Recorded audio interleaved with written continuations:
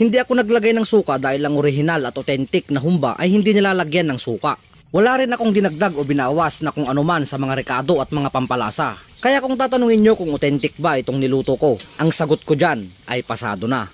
Pero syempre, sa huli, kayo pa rin ang uhusga.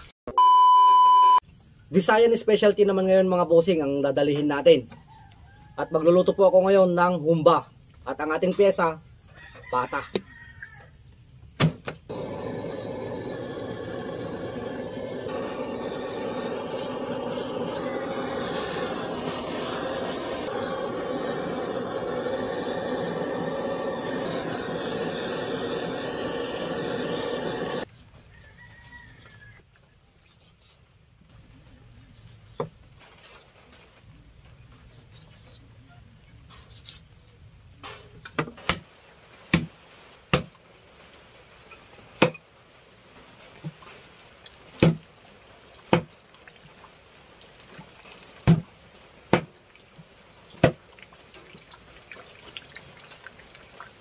Pagkatapos kong hugasan ang pata, imamarinate ko naman ito sa loob ng 1 oras. Pwede rin namang magdamag, nasa inyo na, para mas nuot na nuot ang lasa.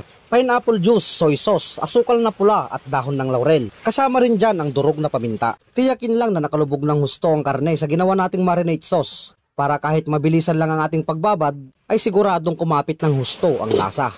Pagkatapos ay magigisa naman ako ng mga aromatiko. Nangunguna dyan ang 1 ulong bawang, hiniwa ko lang yan ng pino. Kasunod naman yan ang marami-raming sibuyas. Gigisahin lang yan hanggang sa lumabas ang bango at ang taglay nitong aroma. Sunod ko namang ilalagay ang ibinabad kong pata. Sasangkutsahin ko lamang yan ng maganda-ganda hanggang sa matuyo ang sarili nitong katas at tuluyang magmantika. Pagkatapos ay sasabawan ng tansyahan. Nasasapat lamang upang mapalambot ng bahagya ang pata. Makalipas ang 30 minutong pagpapakulo, ibubuhos ko na ang pinagbabaran ng pata.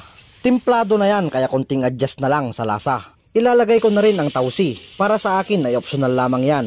Pero mas masarap kung maglalagay ka. Kumpletos ricados kumbaga para walang pintas sa lasa. Panghuli sa pila ang tuyong puso ng saging. Hindi ako naglagay ng suka dahil ang orihinal at authentic na humba ay hindi nilalagyan ng suka. Wala rin akong dinagdag o binawas na kung anuman sa mga rekado at mga pampalasa. Kaya kung tatanungin nyo kung authentic ba itong niluto ko, ang sagot ko dyan ay pasado na. Pero syempre, sa huli, kayo pa rin ang uhusga. Maraming salamat po sa panonood. God bless.